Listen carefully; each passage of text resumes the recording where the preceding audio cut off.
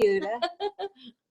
What's he doing? Sideways. All right. Sideways. Is something wrong? All right, so we are recording, kids, all right? Okay. So we want to welcome everyone to the Intuitive Body and Soul. We're doing a little home episode because we're distancing, but we're not disconnecting. Distancing is different than disconnecting. Okay, so I am here with my wonderful co-host. I have to say that because I got in trouble earlier. Deb Carpenter, and usually she's co-host, but she's going to be she's going to be part of the interview process today, and you can still be co-host. Also, we have Bob Thalton, who is our producer at BA TV. We love BA TV. Thank you for everything that you do. Bob, Bob, everyone can see you, honey. Oh, Shine in the light. Oh, okay. Whenever someone talks, they get the full screen. Okay, so Bob is our producer, so we're happy to have him with us. His speaker is not working so great, so we're gonna make him yell. And special guest is friend, spiritual sister. This is Tracy. And the reason I wanted us to talk to Tracy is because you were recently not only diagnosed, you're in the hospital and just kind of got out of the hospital. And we want to hear about that and your experience. But before we do, I want to just give a little bit of background. And COVID, someone asked me, where did they get that designation from? And, being the intelligent, wonderful young lady I am, I Googled it. I just Googled it like everybody else, right? So, Corona, okay, the Corona, COVID is COVID and then a -19. And what the CO means is it's actually the first two letters of the word corona, right? So most likely this virus comes from bats and corona bats in particular. And then the next two letters are VI, which actually stands for virus. So we have a coronavirus, CO for corona, VI for virus, and the D means that this is a disease. And the -19 is obviously the year of the outbreak. So we have coronavirus disease outbreak in the year 2019. So that's kind of where the name comes from. So the people who are kind of nerdy like myself, we like to know that stuff. And and also listening to, just to give people a little bit of background, this virus, there's a lot of theory out there, like where it came from, so on and so forth. And I have my own beliefs about what that might be, yet I would like to bypass all of that and just say, regardless of how it got here, it is here, and it's something that we need to deal with regardless of why or when or whatever, okay?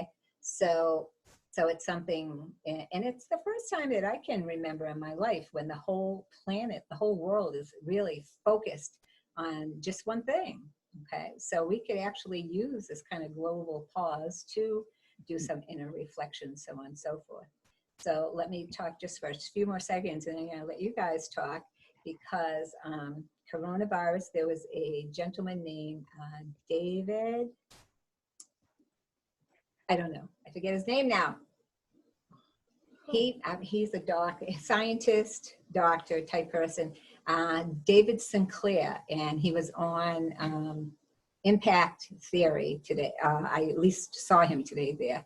And he said that coronavirus, we've all seen pictures of what it looks like, or an artist's interpretation of it anyway. And for the most part, it looks like a bowling ball with little kind of spiky, spiny things on it. But he says it's more like a bubble with spiny things coming off of it. And the virus is not alive. It actually does not seek you out. But if you were to get it on your face and then rub your eye or put your hand in your mouth, it certainly would enter your system. And these little spiky cells kind of go through your body, and they look for cells in your body that they can attach to. And once they do, it's kind of like a Trojan horse. They attach themselves to the cell, and they mutate with the cell, And then our own cells are regenerative. So our bodies are making new ones. That's how we get sick. That's why we have certain symptoms and stuff. So I'm just explaining in really lay person's terms. So all you medical, wonderful people, I totally appreciate you, but don't come after me because I didn't, I wasn't technical enough. But just to give people a basic idea of what it is they're dealing with. Okay, so now having said that, like I said, Debbie is she's a natural giver. She is just totally, she gives. And besides being the founder of Halo Healing, you're out there. She's what I call a front liner. She's a CNA. She goes to people's houses and helps them when actually no one else will. So I know you're hosting as well, but I actually wanted to ask you, how, what's been your experience? Are you nervous going into these people's houses? What goes through your mind? A bit. One of my patients is 101. At the moment, she's very healthy. We change masks frequently, change gloves. We wear gloves, plastic gloves. Her floors and countertops and tabletops are always washed with the Clorox cleaners or spray Clorox, just to keep her safe. It's kind of funny because she was born in 1918, so she went through the Depression. So we're trying to explain to her, and she's got most of her facilities, about what's out there. Of course, we won't let her outside. And she keeps relating it to the Depression, but she said that was worse because of the food. There was no food, and she remembers different things that happened with her parents. And there was no toilet paper. I think that's where they got this thing about toilet paper. Amazes me. Yeah, she told me what they used. I'm not going to go into that. But anyway, leaves. Go get some leaves, kids. But even my mother, who's 89, it's very hard for her to comprehend what's going on out there because she hasn't left her house in a month. And I bring her food and leave it on the breezeway, and she goes and gets it. But I have to take pictures of the empty shelves. She just can't imagine. And waiting in line to get in a store, that's bizarre. So the other day I called her and she was having lunch with the man that was mowing the lawn. It's like, oh my God. What are you doing, Mom? Well, her mother she's a very awesome person, married to the founder of our art society, but she does have age-related dementia. So it takes a while sometimes. She does, but she just doesn't get it. But okay, she's fine too. if we go back to you, okay, how do you prepare going into someone's house? Do you put on your gloves? Do you wash your hands? I went in supermarket the other day. I had gloves on, but I put a scrubby thing, not a scrubby thing, an antiseptic thing. Every time I pick something up, I take it out and clean off my gloves because now they're talking about cross-contamination. You can only do so much. The gloves, once we leave the store or leave her house, we, take them off and take the mask off and throw it away. You never reuse them. You just have to be careful. You can't really buy into the fear of it because then it will drive you crazy. The fear porn is ridiculous. So you do the best you can and, use your common sense. That's it. Use your common sense. We even take our shoes off before we get in the house. Oh, you do? You can carry that in your shoes. So that's another thing we do. Take our shoes off. That is awesome. We actually invited 2 nurses to come on with us, and one declined for personal reasons, and the other one, she said to me, Joni, she said, I so wish I could help. She said, but we got a memo, advising against any kind of media type thing, and there would be repercussions if they haven't. So I'm like, really? Well, so there are things that go on in hospitals that, this is all new. And it is a new they thing. just don't want anything accidentally said or done, I don't know, social media. She's like, I'm not sure I'm at liberty to be on your show or to speak in public. She says, and I don't know if social media meant Facebook, blah, blah, blah, or a show like we're doing, but it is media. I've heard some stories from friends that are nurses, and Yeah. I felt so bad. I mean, what happened to freedom of speech? But all of that aside, You get fired. all of that, yeah. I mean, there's a whole bunch of fear porn stuff. Everybody's doing the best they can, really. Absolutely. Absolutely. Whatever they're doing is their best. So, all right. Let's talk to Tracy. Okay. How now? You're in the caregiver field also. You guys, first of all, thank you everybody who does stuff like that. Not only nurses, doctors, aides, but I mean the truck drivers that deliver the stuff, the people who work in the markets. So your field, you're dealing with people also. Yes. So were you nervous? How do you think that you contracted it, and when? And like go through the steps a little bit so people know, like, symptoms. Symptoms, Right. but when did you kind of feel like, oh my God, I need to go have this checked out? Can you? Yeah, well, I work with people at group homes. I have 2 separate jobs.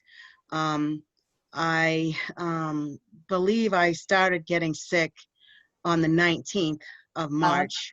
Of mine. March, Okay. yes, I had a fever. I worked a lot of hours that week. I had people calling out, people not feeling well, people afraid, so people staying home.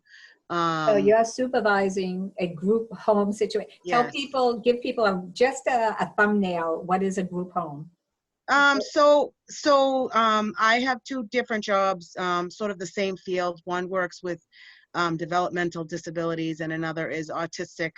And the home that I oversee is an autistic home. Are these for adults? Yes, yeah, they're adults. So was this virus rampant in both of those workplaces? No. Oh. It's hard to say who, I had staff sick. I think before any of the individuals got sick. I'm not sure how much I can actually say, but Yeah, whatever you're comfortable. You never know. Yeah. Some people have the symptom. Some people have it as Yeah. positive, and they well, don't yeah, have any you symptoms. can carry it before Right. you show symptoms, or be exposed to it before you show symptoms. And everybody has 2 jobs, so that's another scary thing, is you don't know where or who you've come into contact with. You could have Sure. been in the supermarket, wherever. So there was a couple people that were sick before me, and then What I did was you do? What did you do when the people were sick? Like, as soon as I knew this was going on, I started taking extra vitamins. I did this. Did you do anything? I did not. I was like, okay, well, maybe I just need to get it over with and be done with it. I saw you said that. I was like, no, Yeah. Tracy, don't say Stupid, that. right? Stupid. Yeah. I was like, well, people were sick, and I felt like I was getting a head cold, like my throat was scratchy, but I also have allergies. Yeah. So it's that type of the time of the year too. So, I wasn't really having a lot of symptoms. I had nasal congestion, and my nose was runny, my throat was scratchy, but other people had sort of the same things. So I didn't even think anything of it. Not only that, they said a runny nose and stuff is not even a symptom. It's a rare. The allergies. Yeah. The allergies are terrible. So now. you must have Yeah. had both. You must have done So both. that's what I was thinking, that I had, my allergies were starting, because even my husband, my daughter, everybody who has allergies was starting to get the same thing. And I didn't have a sore throat. They kept saying sore throat, dry cough. Yeah. I didn't really have a cough at that point. Mhm. That week I was just working, and like I said, I was tired. But when I went home that Thursday, I was laying in bed, and I'm like, I'm freezing, but my body's on fire. Like, I can feel the heat in my Oh. body, but I'm frozen. I Now, a week before that, somebody had gotten sick with a fever. Now, everybody that I know that I was around had a fever for a day, and then it broke and it was gone, and nobody had any of the symptoms. So that individual got sick the Thursday before me. Another individual got sick within 3 to 4 days, and then I was sick 3 to 4 days. So when that happened, I was like, okay. I ended up calling out of my night job, not going there, because I was like, I don't know what's going on. This is kind of weird. I think I had called my doctor at that point. Maybe not at that point. No, I had the fever for 2 days. I took Tylenol, and then I stopped taking Tylenol because it was my days off, and I needed to be fever free for 2 days, whatever the thing was. So I stopped taking Tylenol, and Friday night I got another fever. So by Saturday, though, I was fever free. I went back to work Oh. on Sunday. Somebody else got sick. And then their symptoms were a little more severe than everybody prior. So I ended up just not going to my second job because I was like, this is just really weird. Everybody's gotten a fever within 3 to 4 Yeah, days from each that's other. early. Yeah. So I don't want to give it to them either. So I stayed out of that job. And then I think Monday it got really cold. And so like I started almost feeling like asthmatic, and I never had any asthma issues before. Being out in the cold made me cough. I couldn't catch my breath. Now, mind you, I didn't have a cough. I Yeah. still had like a scratchy throat. Tuesday was the same thing, but it was worse. And people at work were like noticing me coughing and saying, "Are you asthmatic?" And I said, "No, I think it's No. allergies This or is I'm a whole coming." week that you've been suffering with off and on fever and wow. Yes. Well, my temp never went, my temp was always like 99 point something Oh, because at okay. work, we were always taking temperatures. Each shift change, whatever, we always took temperatures. And if you went over Yeah. 99 point something, you had to leave. Yeah. So mine was always in the normal range per se, but 99 point whatever is not really normal either. Some It's like people's almost a normal low are grade. 98, 97. Right. It's like a low grade temp, right? So Yeah. that was Tuesday, and then I didn't sleep for 2 nights because every Oh. time I laid down, I felt like I was drowning. Like I felt Oh. like postnasal drip type thing, and the only thing that was helping was the Mucinex, and I was drinking, like everybody kept saying, drink hot tea, lemon, ginger, garlic. I mean, you name it. I was trying to Lots of drink it. Like garlic. literally, Stay I away was, from it. Hey, that's I a was good way to do social distancing. I'm sorry. And to give everyone garlic, they'll just back right off. I was Sorry, drinking, Bob. trying everything, hot soup, Yeah. everything. Yeah. But by Wednesday, those were killing me. They were like every time I would drink anything hot, it would bring up more phlegm and it would just get worse and worse. And that's when I called my doctor and explained to her. And she's like, that sounds very suspicious. People shouldn't be getting fevers within so many days of each other. Yeah, I want that's you to true. stay home. You need to be quarantined, blah, blah, blah. So that's what I was going to ask you. Let me just interrupt for a second. Yeah. What was that procedure like? They don't want you to come into the office and No. for a visit unless what? You have certain You criteria? first call and you speak to the person answering the phone. They take a message. If you have COVID symptoms, they give you like the COVID. They have like a COVID nurse or whatever they call it. Oh, okay.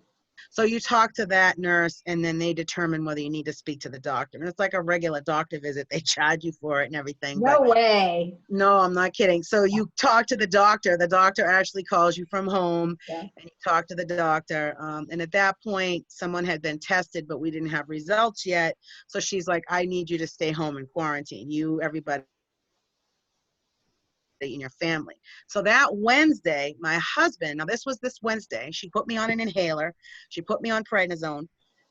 Mind you, I had never been on an inhaler before, never had anything. Now I hadn't slept. I really couldn't eat because prior to that, when I was getting this cold, I couldn't smell or taste anything. So Oh, every I time think that was a symptom. I would try to Oh. eat, I was like, this is just not worth it. And I had not heard that was a symptom up until when I talked to my doctor and I told her, I can't taste, I can't smell, I'm not eating, I'm not sleeping. I'm just like, my head is up in the air. I don't know what I'm doing. I don't know if I'm just sleep deprived, hungry. I mean, whatever. I just couldn't eat. I had stomach issues. I just a lot of weird things going on. And she said that that was part of the virus with the taste and the smell. And I Yeah, had I not had heard. heard that. Oh, I had Yeah, I heard. hadn't heard that at first. I heard like um, dry cough, breathing. fever, aches, Respiratory. body aches, like sore throat, everything I wasn't having, right? So I got a scratchy throat. I got postnasal drip I'm drowning in. I got like my nose is stuffy, it's runny, it doesn't know what it wants to do. So she puts me on that stuff. That was Wednesday. That night, my husband got a fever. Oh, Okay, so he gets a fever like 101. We all have these 101 temps. And then his breaks overnight and he's fine. So everybody else like that got the sickness Got that was over it, around me except gets the you. same thing. The fever is one day and the next day everybody's perfectly fine. So that's what's confusing. Plus the test, not all the testing is the same or reliable. When did Yeah, you, so you're talking back and forth to the doctor, and yeah. now you're pretty sure this is what's going on. The doctor's pretty sure this is going. So what's the procedure from there? She says to you, what? Come into the hospital? What Nope. happened? Oh, She there's put me on the inhalers and everything and told me that if it was too much to drop the prednisone. That was Wednesday night. Thursday night, I think I had been on prednisone for 2 days and I just couldn't, I couldn't, it was making me worse. Like the inhaler was Yeah, not, yeah. I couldn't even inhale it to do it. So I had to get a spacer because I would just cough. And then I was like, it was making me really like, I don't know if it was making me high or just because I wasn't sleeping too. So everything accumulated. I was like, I can't do this inhaler anymore. So I just went off everything because the prednisone wasn't helping. And usually with prednisone, if you've got something, that thing kicks in within 2 days. You know, it's like a steroid. So Saturday, I think Friday night, I was laying in bed coughing and I happened to be laying sideways and I coughed so much I thought I had a heart attack, like literally my chest.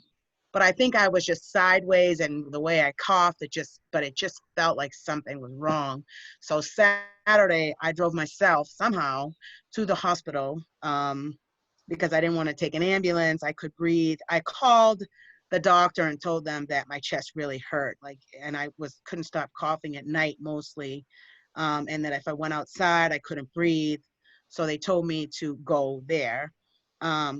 When I got there, I told them that I had been exposed to the virus, so they told me to turn around and get out.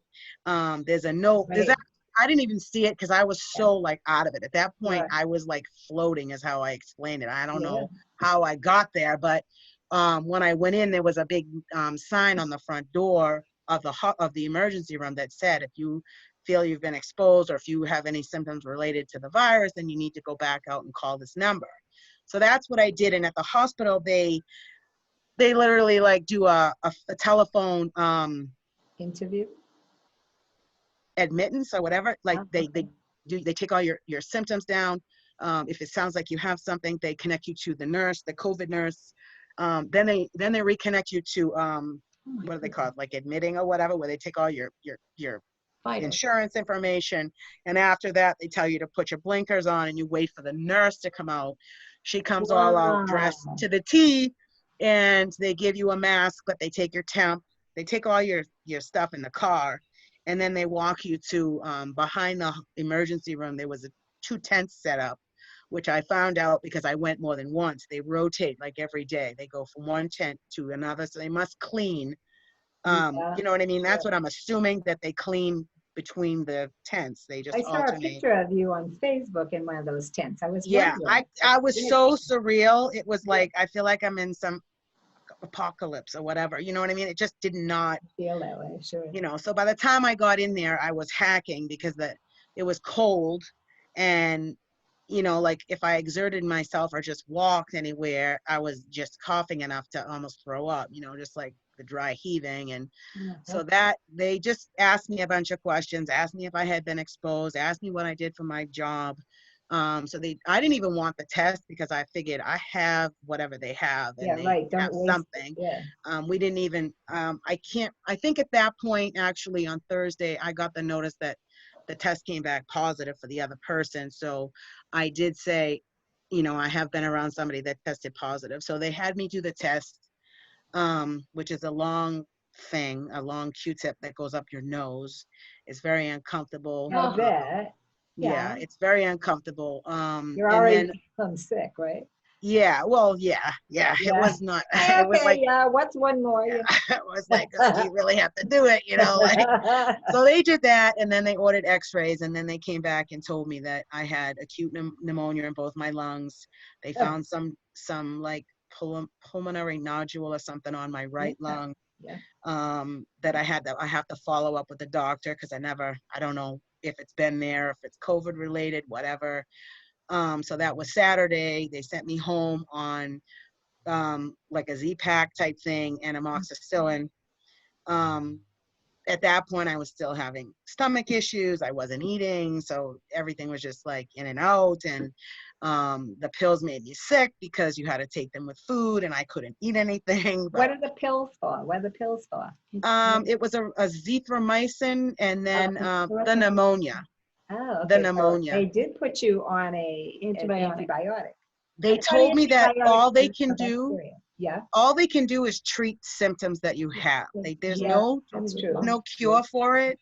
So whatever you're having for symptoms, they try to treat you. They never said anything about vitamins or, all the stuff that's out there I going am so around. surprised, actually. Yeah. Yeah. I don't know if when you're at the point of like ventilator, I heard stories of, you know, vitamin C IVs. I don't know if different Really? So places are why don't trying they do different that things. ahead of time? I know, I wasn't I'm okay. actually, right? So when I went in, they were like, your blood pressure is really low. Is that normal? And I said, yes. And they said, okay.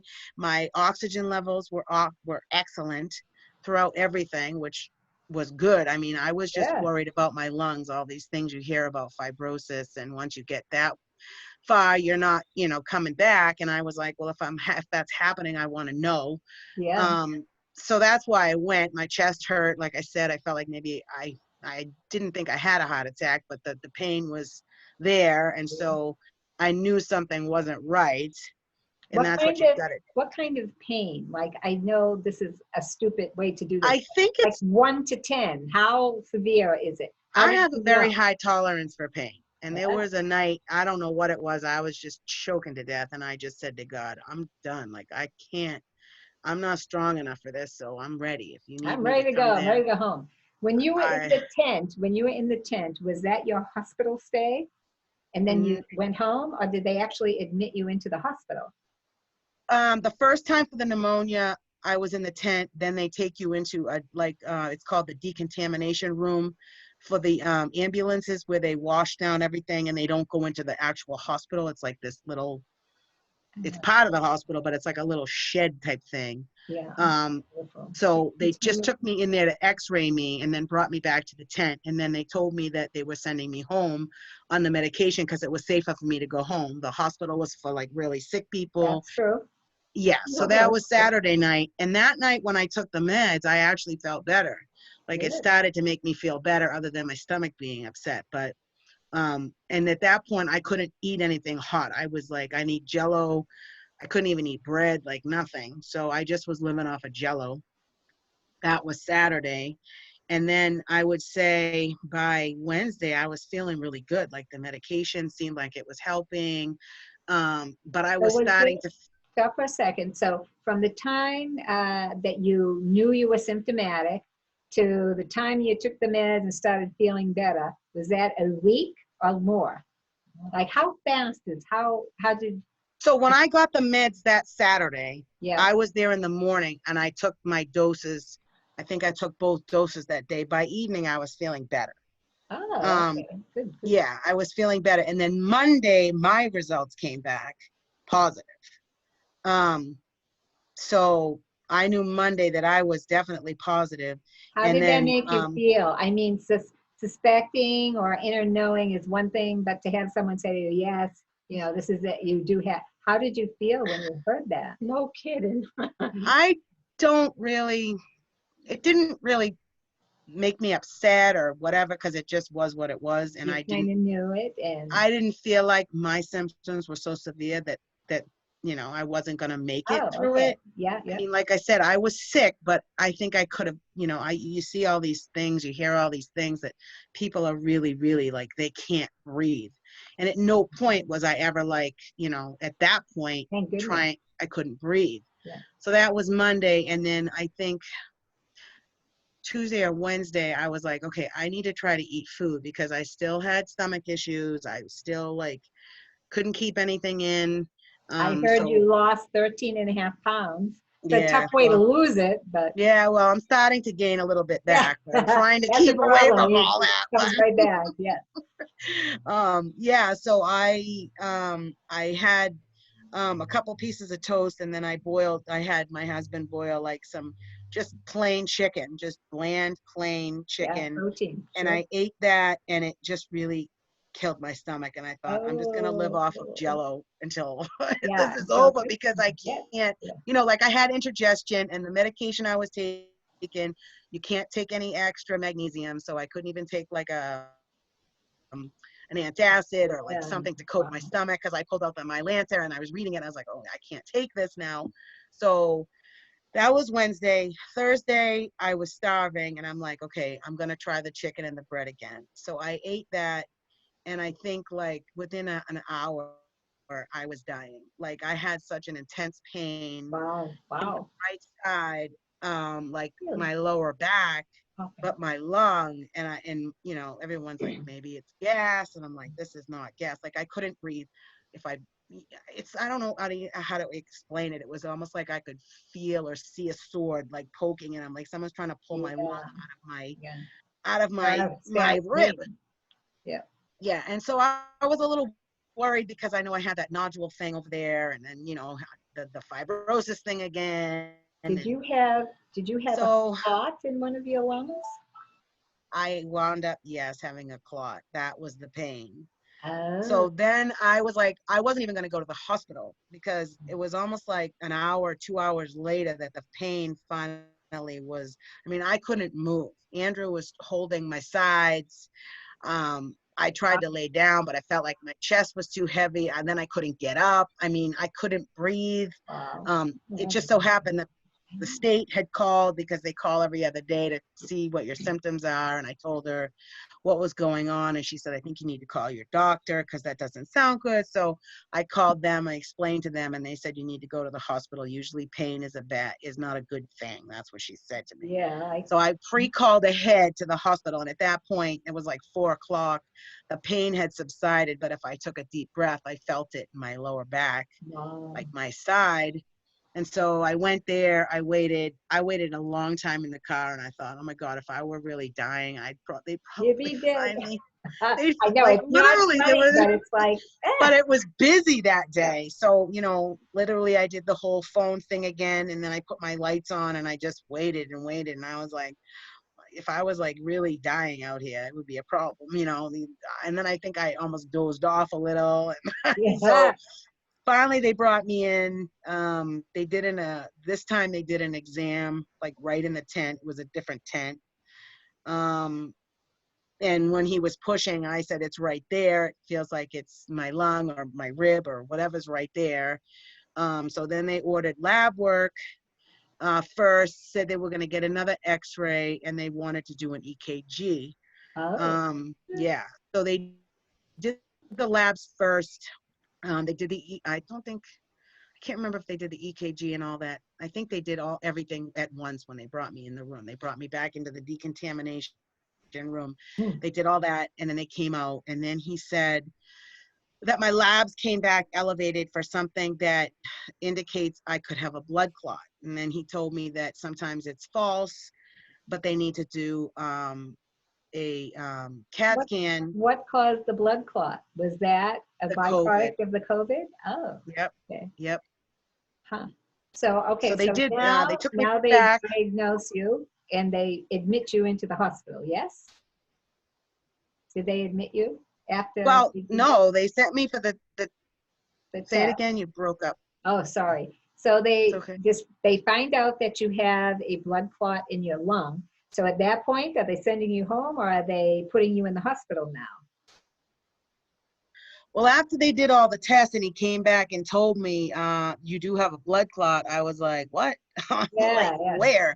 And he said, the lower right lobe of your lung. And I said, exactly where that pain is. And he said, yes. And so he basically said to me, we're going to put you on blood thinners. You probably have to be on them for 3 months. You'll have to follow up with your PCP. I'm just going to go consult with another doctor, and then I'll come back. So I'm assuming I'm going home. He goes, and I can hear him talking to the doctor, telling him all my symptoms, telling him everything, whatever, comes back and says, I'm sorry, but we feel it's probably in your best interest that we admit you. And I'm thinking, oh, this is No, not I don't good. want to I go don't want to there. I stay. don't want to be in that category. I So know how I'm never coming out.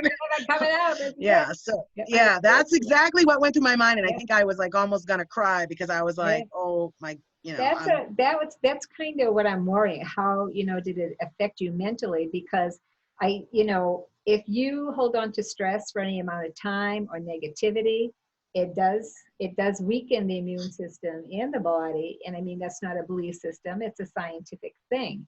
So now here you are going through this physically, and now you have the emotional stress and strain of it as well. So I think, a lot of times they treat the body, but they kind of don't treat the Yeah. spirit or the mind. And I Yeah. see Bob is being very quiet, which is kind of unusual for him, even though he has a low voice, he's usually talkative. Do you have a question? If you do, Bob, yell it really loud Jump because in. your speaker doesn't work real well. I'm only kidding you. You what? Oh, you couldn't hear me. I can hear you now. Okay. That's quite a story that Tracy has there. That's amazing. That Do you have a question or something you'd like to say? Because I know we're kind of like talking over you and all this good stuff, but you're used to that. Well, nice to see everyone. Yeah. What did he say? Nice to see you. No, I'm So, really. Go ahead. The story that Tracy is talking about, you don't get that on the major news network. Right. That. Actually, you go step by step, and the waiting and the pain and the recognition of symptoms, and if I got it, I don't got it. Yeah, the back and All forth. the best to you, Tracy. Actually, she should have been. Yeah. My doctor's kind of amazed at my whole situation because she's like, I've never heard anybody go in and come out. Like literally that night, they when they told me they were going to keep me, they brought me back into the decontamination room, said they were going to keep me there till they found me a bed. They hooked me up to a bunch of monitors, the EKG, the blood pressure, all that stuff. My oxygen was always good. My blood pressure was always good. I think I sat in that room for like 5 hours, and it was so lonely. I was thinking, Wow. oh, I don't know if I can do this, right? The nurse kept coming every now and then, but every time they come into the room, they have to resuit. So once they leave, it's a prop, you know what I mean? And then, Yeah. so I can see like a doorway on my right side, and I can hear this woman, and she's like choking to death.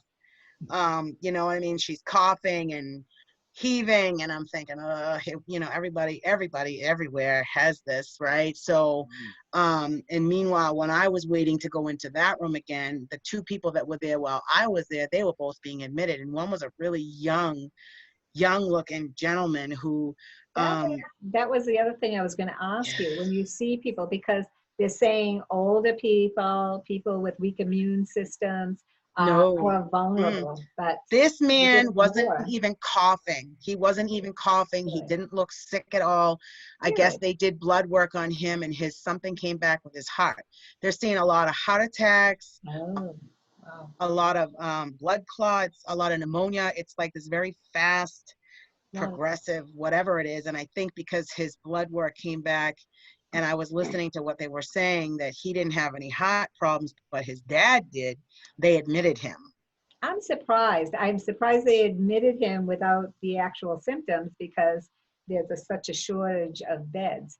And I think, we're kind of nearing the end of the hour here, but I thought it was really important for you to tell your story, because like what Bob said is that, we hear things from one perspective, but we've never really heard it from the perspective of someone who's actually gone through it. And the number of steps that you took to finally get help, and from start to finish, how long of a process was that? Was it a 2-week Was it process? a 2-week thing? The first day was the 19th, so you go from that day, I guess. I mean, it's the 10th or whatever, almost the 10th, the 9th, whatever. So it's been a long time, but you got to listen to your body, and you got to be adamant that if you know something's wrong. Like I said, I didn't care if they tested me. I said, you just need to check my lungs because my chest is killing me and there's something wrong. So if you know yourself. So now that you're home, what are you doing? How long is she in the hospital? Oh, for? Debbie wants to know how long you're in the hospital for. Overnight. Just My doctor was, overnight, and that's my it? doctor was like, what? Literally, they monitored my stats. One night? Overnight? Yep, they monitored, and listen, so they monitored my stats until they got me a room. I went up to a room at 12:30 in the morning. She took my blood pressure, she took my oxygen level, and I can't remember if she did another EKG. And you but didn't then have a she gave fever? me, You didn't have a nope, fever this whole time? Oh, I wow. was, nope, Mostly nope, it- I had no temperature. That, when they took my temp, it was 98.6 that day. They gave me Tylenol because I still had like pain in my back area. And she just gave me her telephone number, like her direct cell phone number. And she said, if you Nice. need me, call me Yeah. direct. So late, like literally they had me, they just redid a section of the hospital. I went to the Elliott in Manchester, and it was the total joint unit that they had changed into like the COVID unit. And it was so quiet up there. There was no monitors, no nothing. She literally took my stuff, gave me some Jello and ginger ale, and told me good night, and then left and like shut my door. And I Yeah. don't think anybody checked on me. Yeah. I was afraid to go to bed. I was like, oh God, I'm gonna Oh like my lay God, down Griff, and I'm not gonna wake up. And Hey, you so, just have too much still to do. And you know something, you had said earlier that, as far as going in and out, they have certain protocols. And I know someone else who works in a hospital, and she was talking about protocols. She works in the nuclear medicine department. And she said, not only do they wear masks and whatnot, but they have 3 pairs of rubber gloves on. Oh. So when you kind of come in, like she's talking about a chest x-ray, someone comes in, and so they position the person on the chest, on the thingy or whatever, and they peel off the first layer of gloves, and then they get the machine ready. They do all the mechanical stuff, and then they take the second pair off, and after the It's a pictures. lot easy just to whip them off, But and to it's go for- and put a new pair on. No, it's for, oh yeah, but it's for cross-contamination, because you're touching something even with your Mhm. gloves on, and then you go touch something else. So whatever you touched the first time, if it had COVID virus cells on it, then someone comes along and they touch it, and then they touch their eye or whatever, then they can get it. So the protocol was not only to protect the health professional, but also to help keep things clean. And like you said, things are always kind of scrubbed and whatnot, but they have really a lot of protocols in place to try and keep these people safe. I was watching something on Facebook, and there's this doctor there, and he has a family, and so he's afraid of bringing it home to his family, oh, no. because even though he feels healthy, you can be asymptomatic and still carry. So what he does is he stays at the hospital. He sleeps there, he eats there, and he takes his showers and stuff. Doesn't go home at all. I mean, that's a real Yeah. sacrifice. Yeah. My friend takes her clothes off in the cellar when she comes home, Oh. puts them right in the laundry, goes upstairs and takes a shower with antibacterial soap, and then she. Well, that's what we were doing, stripping, coming in, stripping, washing, showering, doing all that stuff. Because my mother lives with me. She's in her 80s. So that was the whole, luckily she didn't, I told her to stop wearing that's pretty masks, key. gloves. I was not really leaving. When I was showering with gloves on, Oh, wow. just so that I wouldn't touch anything metal. And you know what I mean? Like I was just trying to, before I even knew anything. But when I went to the hospital, super vigilant about it, for sure. Saturday, the nurses and everybody were dressed with like full garb. They had like their entire clothing was covered. Now, when I went back that Thursday, I noticed their attire was a lot different. They only had like front covering things. And I asked them, are you low on like medical supplies? And she said, no, we're just conserving what they had. So I thought that was really scary, because that is scary. That is scary. they were not fully clothed, like you could see their backs. Yeah. They had, they all had like sweatshirts on, so they could probably layer. Yeah. But I just felt like, you Yeah, know, you guys. I like to believe that everything kind of has a flip side to it. I mean, the virus is very lethal. It's a horrific thing that people are kind of going through, and we have no choice. And specialists say that the coronavirus is not new. It's been around for a while.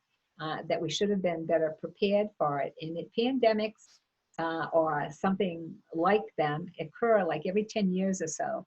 So we should have like this bio army type thing, but we should have been better prepared for it. But I think, like I say, there's always kind of a flip side. There's a global pause going on where like I said, this is the first time I can remember people are absolutely focused. Everyone is focused on one particular thing. Can we use that to our advantage? People, like I said, they're heroic. They go out, they help their neighbors, the frontline people like Debbie and even, like I said, the little guys, the truck drivers. We have a lot of heroes. And I think even after the pandemic has ended and Corona is gone, I think some of that will remain. Okay, so we'll actually be better people. And we're kind of stuck between a rock and a hard place. So if we stay home, then our companies suffer. If we go out, we place people in lethal peril. So, we're playing somewhere in the middle, because neither extreme is going to work. So now when we go out, our behavior is different. We keep our distance, we protect ourselves. I think that that's going to stay with us. I think we're going to act differently from now on. We're going to be more aware. I also feel like the FDA, they used to take a long time to approve medications. Now, as long as they're safe and they're not going to they'll go ahead and approve them. I think children are now used to washing their hands a lot more. They're used to washing their hands. Oh my God, that's all we say. Go wash your hands. Wash your hands. Yeah. But what I wanted to say is that I think that we will get some positive stuff out of this experience. Yeah. We get spiritual growth out of it. Positive habits. But we are paying such a price for it. You know what I mean? Why can't people just be nice or be heroic without, going through a pandemic?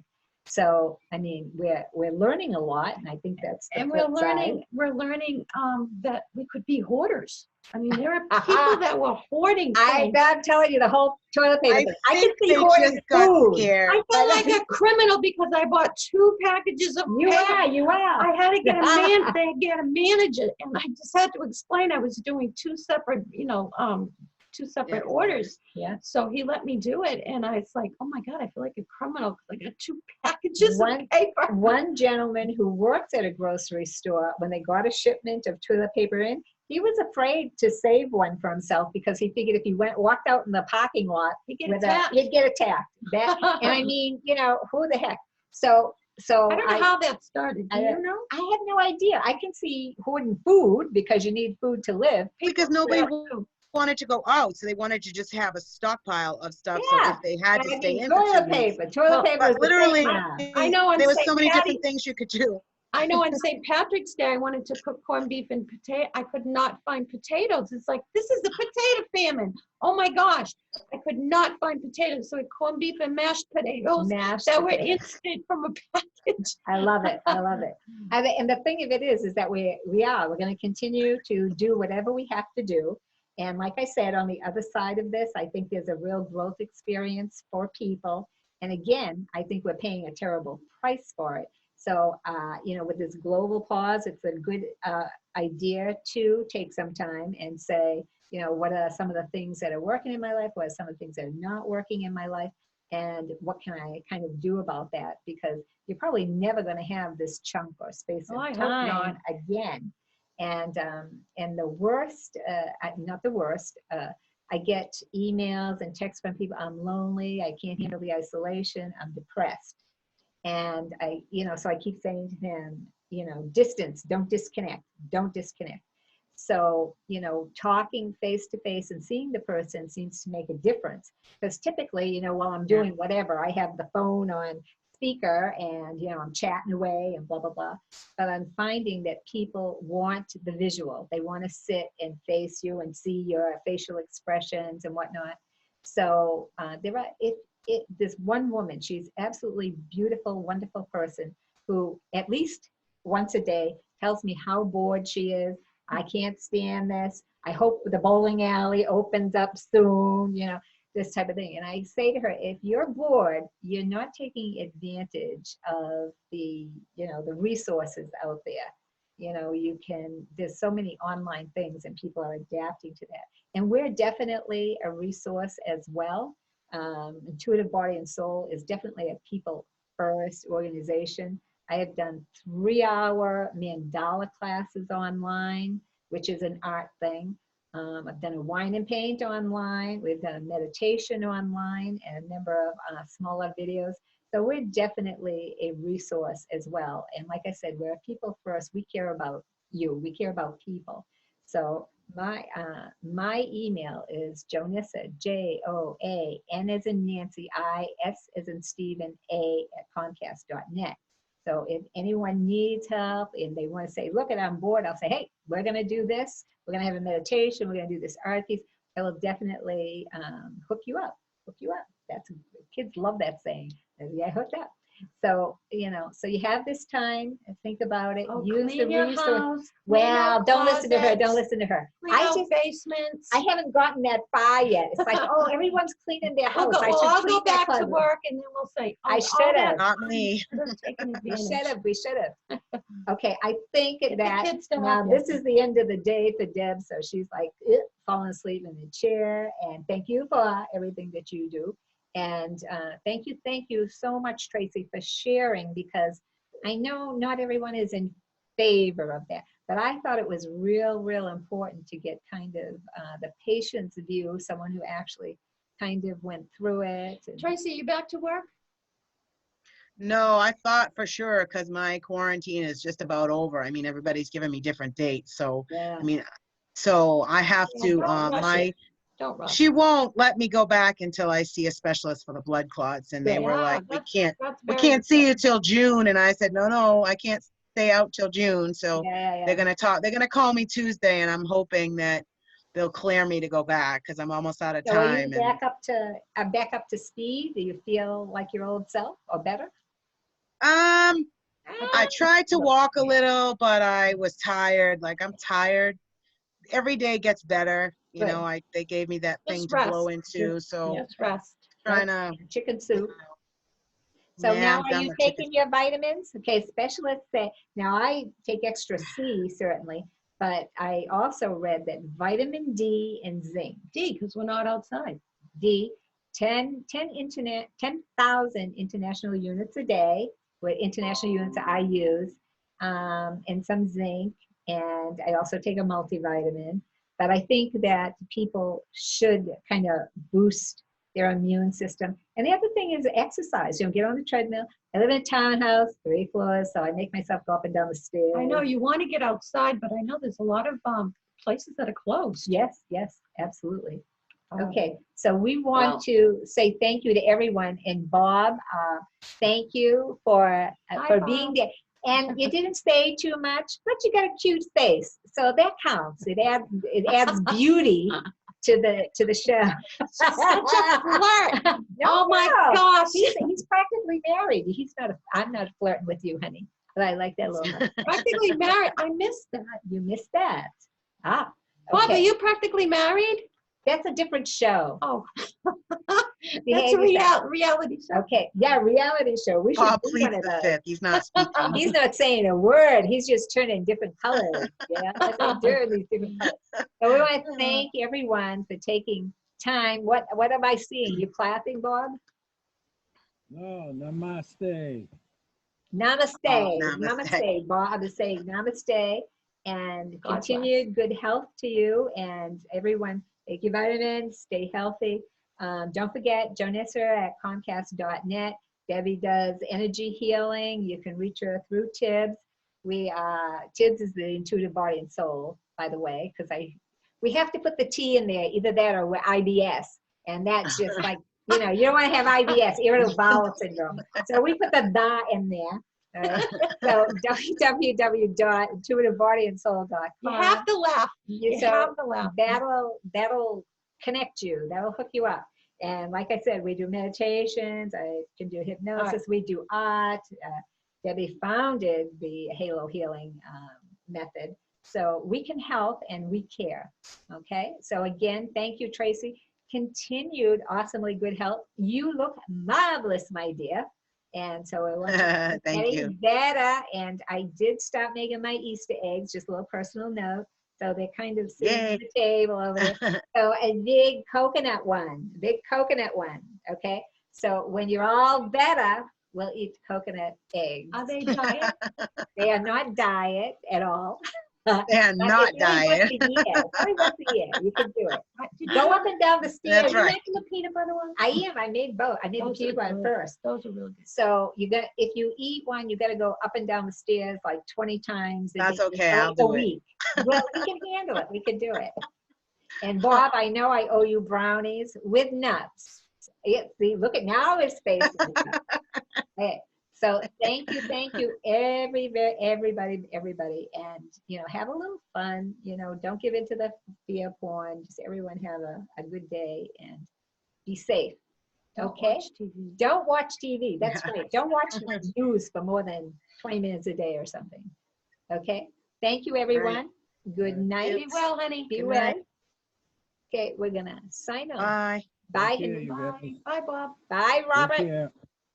He's like, see ya.